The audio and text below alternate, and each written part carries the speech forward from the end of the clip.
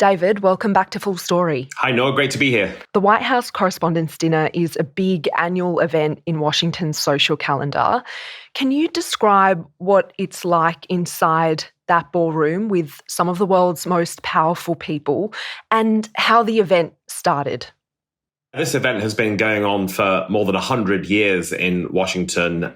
It's a get-together of the president, administration officials, and the press, an interaction of the Washington elite, if you like, and has been criticized for that reason that perhaps the media are getting too cozy with the government people that they're reporting on. And if you look back through the archives, there are plenty of clips of presidents delivering speeches to this dinner. I think it really took off in terms of Hollywood glamour during the Barack Obama presidency. All sorts of stars and celebrities showed up there. And at the Guardian table in that era, we had the likes of, Carrie Fisher of Star Wars fame, Alan Rickman, the great actor. I believe when we invited Tom Hiddleston, the actor now seen in Marvel movies, that was the night he got together with Taylor Swift for a relationship that didn't last. But these were the kind of people showing up at that dinner. But then, of course, as in so many other areas of life, when Barack Obama left office, was replaced by Donald Trump, everything changed. As president, he did not attend the dinner in his first term, and it felt a little bit flat and was no longer such a hot ticket. Joe Biden did speak there. And then, of course, last year, Trump was back in office. He did not attend, but in 2026, he was making his first appearance as president at the dinner. And it was a kind of full circle moment because 15 years earlier, he was a guest at the dinner when Barack Obama roasted him and mocked the idea of Trump becoming president one day. And there are some people who believe that planted the seed of Trump's political ambition. The ballroom was packed with political and media elite. How did the evening start and when did the mood change? This is the Washington Hilton Hotel, fairly central DC, a giant sort of concrete structure, not particularly attractive. And when you walk in, there are all sorts of parties and receptions happening around the hotel. And there's also hotel guests, just at the restaurants and cafes and so on. And of course, lots of people wearing tuxedos or ball gowns. And you go down an escalator and you line up and you go through security. And then you're in this vast subterranean ballroom, contains more than 2,000 people. Very, very cramped. When you get to your table, you almost sometimes struggle to pull out your chair. And things started very normally. Donald Trump came into the strains of Hail to the Chief. He saluted as the national anthem was played. The Marine Band was there. The president of the White House Correspondents Association welcomed him, said it was meaningful for him to be there this time. And we were sitting at tables, eating salad, making small talk, drinking wine. Everything seemed perfectly calm and normal until around 40 minutes in. And that was the moment when everything changed. And tell me what you saw, what you heard in that moment. I heard some loud bangs towards the back of the ballroom.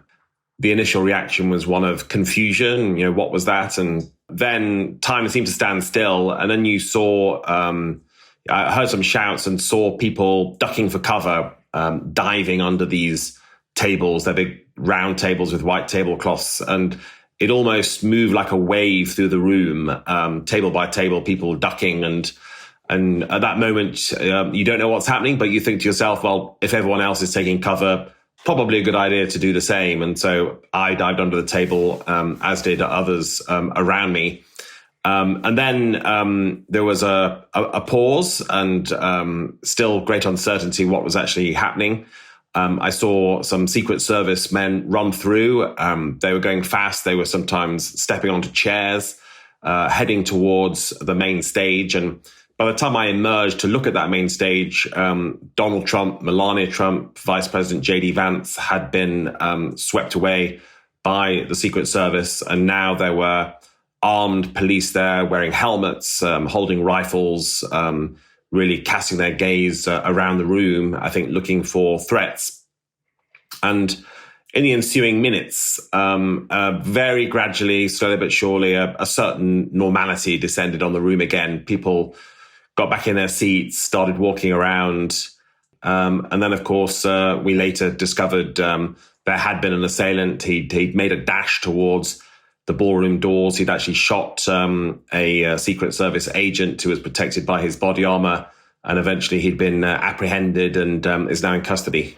David, before we talk about where the investigation is at, you've described quite chaotic scenes. How are you feeling today now that you've had some time to process what happened? You sort of relive those moments, I suppose, and not least because people have been asking me about it, and I've been getting messages from family members in Britain and acquaintances, Britain and America and elsewhere. Sort of, how are you feeling? Are you doing okay? And certainly, when it was happening, when I looked around, I did see fear written on the faces of some of the guests in that ballroom. I suppose my prevailing mood was more one of just sort of total confusion of what's happening here. And as a journalist, always at the back of your head, you're thinking, got to work out this story, got to file it as soon as possible. But it's as the hours go on and I sort of replay that incident in my mind, I'm also reflecting on how it's kind of shocking and yet somehow weirdly inevitable and predictable in Donald Trump's America. We've seen so many of these horrifying dramas. They keep coming at us. It kind of fits a pattern. It's drama all the time in the Trump era. As you mentioned, David, the alleged shooter was tackled to the ground, arrested before he made it into the ballroom. What do we know about him? Yeah, it's emerged that the suspect is named Cole Allen. He's 31 years old. He's from Torrance, California. A teacher. He has a background in computer science. I believe he's involved in making some video games. As Sunday wore on, Donald Trump claimed that Allen had written some kind of manifesto. We don't know what that might be and whether that will hint at a political motive. There's some reporting that he made a very small donation to the Democrats. But it's obviously still very early in the investigation. He's going to, I think, appear in court on Monday. Perhaps we'll get a bit more information there. It is notable that he traveled from California to Washington by train, which is pretty unusual for someone to do in the US. And there's some speculation maybe he did that to evade airport security because you can travel by train without metal detectors. And also notable that he actually checked into the Hilton Hotel as a guest, which would help him evade at least some of the layers of security because every year this dinner takes place in a functioning hotel. You're sort of mingling with regular hotel guests. They would obviously have fairly decent access. Tell me more about that. What was security like at this event? Because after the first attempt on Trump's life back in 2024 in Pennsylvania, there was a lot of scrutiny and questions asked of the US Secret Service. Is that happening again? Most of the conversation on Sunday has been about, was this a security breach? Could more have been done? My own personal experience was I did find security actually slightly tighter than usual because the president was there and perhaps even tighter than when Joe Biden spoke. And by that, I mean, I was asked to show my ticket for the dinner even before I entered the hotel grounds. There's a major street outside where, by the way, there were some quite loud protests against the dinner even happening because of Trump's attacks on the media. And I had to show my ticket there and then walk through the hotel driveway and then show it again, a few times as you go downstairs in the building and you get closer to the ballroom. And of course, there is also a line with airport-style metal detectors. And if you trigger those, then a member of the Secret Service has a wand and checks over your person and what objects you're carrying. However, all of that said, I know other attendees at the dinner over the last 12, 24 hours have been saying they found security quite lax. And there were moments when tickets were not checked or they could just sort of flash it very quickly. And that it was not what you would expect. There's even a media report in the last few hours from the Washington Post suggesting that this event was treated as a lower priority for security than others involving the president. It's also notable this hotel is the scene of the attempted assassination of Ronald Reagan when he was president 45 years ago. He was shot and survived. Since then, the hotel has been fortified.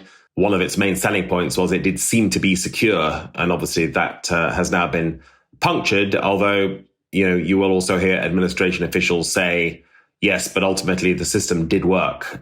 This man was tackled. He did not get into the ballroom. He did not get his eyes on the president. Even if he had got past the people who stopped him, there were more guards actually at the doors of the ballroom. David, you've alluded to this already, but Donald Trump and those around him have consistently pushed a might is right approach, both at home and abroad. How much does the normalization of violent speech and violent actions by the Trump administration feed and inflame political polarization and political violence? It's probably the underlying story here at his impromptu press briefing at the White House on Saturday night, which was an extraordinary sight. Reporters in tuxedos and ball gowns and Trump himself in black tie. He talked about this being an occupational hazard of being president and suggested if you're a president who does big, important things, then it makes you a target. And maybe that's a small part of the story. But I think, when one or two reporters raised the question of a culture of political violence with him, he kind of shrugged it off and suggested it was perhaps inevitable, but surely not. And I think it's no coincidence that the past decade that has seen the political ascent of Donald Trump has also seen a surge of political violence, record numbers of members of Congress receiving threats, forced to hire private security, a whole string of incidents, an attack on a congressional baseball practice. Of course, two previous assassination attempts on Trump himself, a Democratic state politician murdered, the right-wing activist Charlie Kirk murdered, and the white supremacist march in Charlottesville, Virginia, and just so many other incidents. This is a climate now, and I do think Donald Trump's rhetoric has played at least some part of that. He sometimes glorified violence, talked about police roughing up suspects to get what they need, sort of encouraged his own supporters to fight like hell at the Capitol on January the 6th, 2021, or suggested that protesters at rallies should be beaten up. Yes, to bring us up to date, I mean, right now you have his defense secretary, Pete Hegseth, associating with Christian nationalism and using very hyper-masculine, fiery, gung-ho rhetoric about the war in Iran, just reveling in these words like lethality and, punching Iran when it's down. And perhaps it's then no surprise it inculcates violence in a society already awash with guns. At that same press conference, he also spruiked his controversial $400 million ballroom plans, which was jarring to hear given what had just transpired. How have people reacted to that? That was perhaps the one surprise. I think what we're always on alert for with these incidents, and it kind of relates to the previous question, is Donald Trump and his allies usually look for a scapegoat and often pour fuel on the flames. And so the classic go-to after an incident like this is to say, this person was a Democrat, this is a radical socialist, they're crazy on the left, they're violent. And so far, at least, we haven't heard much of that. Trump did refer to the suspect as a nut job and talked about crazy people, but so far he's not been apparently politicizing it and blaming the Democrats, because there's something perhaps even more important to him. He really has a passion project, an obsession right now with this White House ballroom. And so the strange way the Trump brain works, he saw an opportunity here. Oh, yeah, this is a security issue. Well, I can talk about how secure this new ballroom is going to be. It's drone proof, it's bulletproof, it's exactly what we need. Just one side note to that is that it's very, very unlikely that this particular event, the White House Correspondents' Dinner, would ever be held in such a ballroom, because the dinner is actually organized by the White House Correspondents Association, not the White House itself. And I think it would be seen as blurring too many lines, too much of a compromise to have it on, to have the White House as the host. A lot of people are wondering, why does Donald Trump talk about a ballroom when we're at war with Iran and prices for consumers are rising? But for students of Trump, perhaps not a surprise that he would use this latest incident as an excuse to talk about it. Well, I wanted to ask you about that. Is this the kind of media distraction that Donald Trump would welcome, given his war on Iran has not gone to plan, negotiations are stalling, and he's facing pressure to end the war? Trump knows the agenda will always change. It's just a constant drama machine. And just thinking back those couple of years to the 2024 election campaign, he had all sorts of problems. And then suddenly, out of nowhere, someone tries to shoot him at a campaign rally in Butler, Pennsylvania. Suddenly, there's this image of him, fist raised, bloodstained, shouting, "Fight, fight, fight."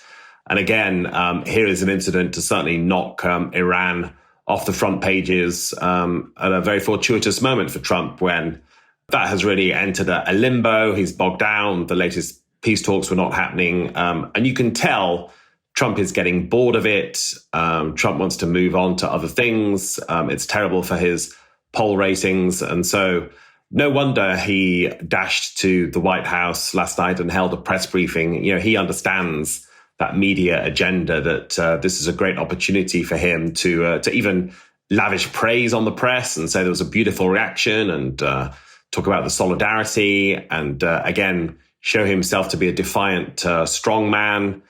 There was already criticism of the media for hosting this dinner, and what was the relationship going to be like with Trump. Some of those critics would say, again, the media are falling for it.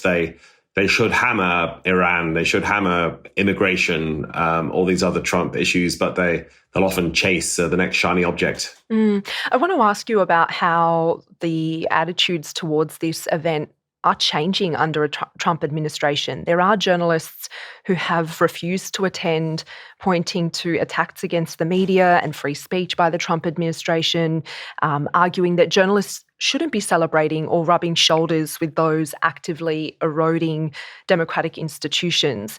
Is that something that you've grappled with, David?